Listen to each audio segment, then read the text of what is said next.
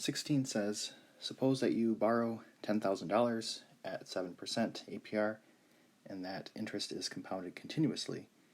The equation change for your account balance is dB over dt is equal to 0.07b. Here t is the number of years since the account was opened, and b is measured in dollars. So part A wants us to explain why b is an exponential function. So there's a couple reasons.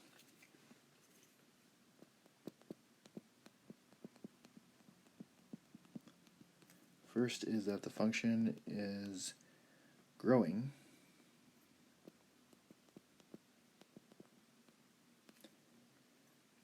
at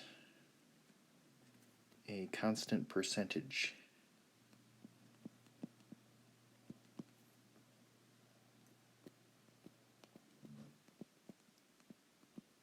change. The other is that the equation of change has the form of an exponential function. So that also tells us that it would be an exponential. So it has, so this is the first one, this is the second one. It has an equation of change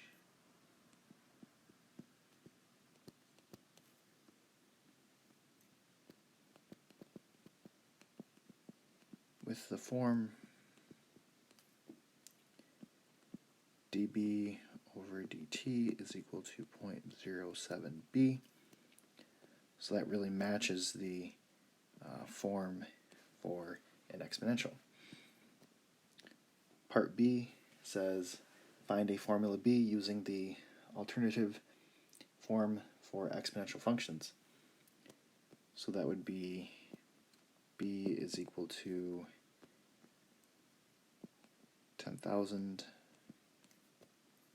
e to the 0.07 t.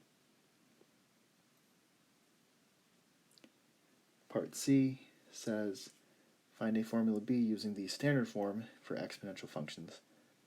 Round the growth factor to 3 decimal places. So that's going to be, if you replace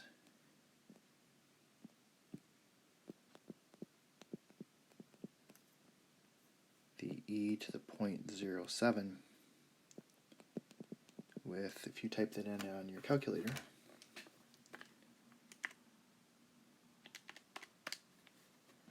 and they wanted 3 places, so that would be 1.073.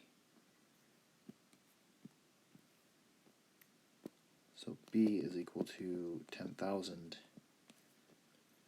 times 1.073 t.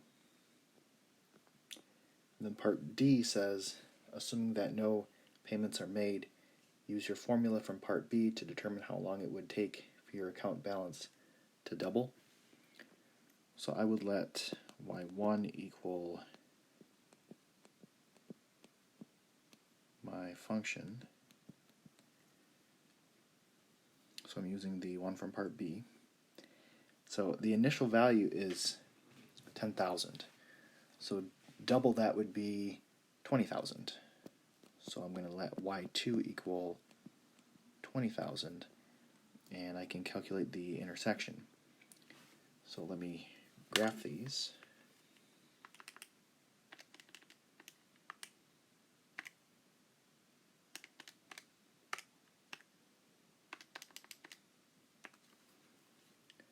And let's go 0 to 20 for the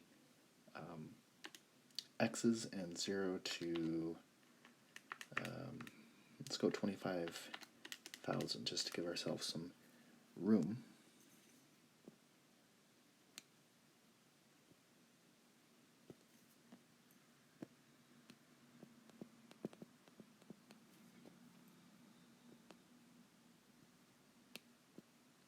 And we want to calculate the intersection.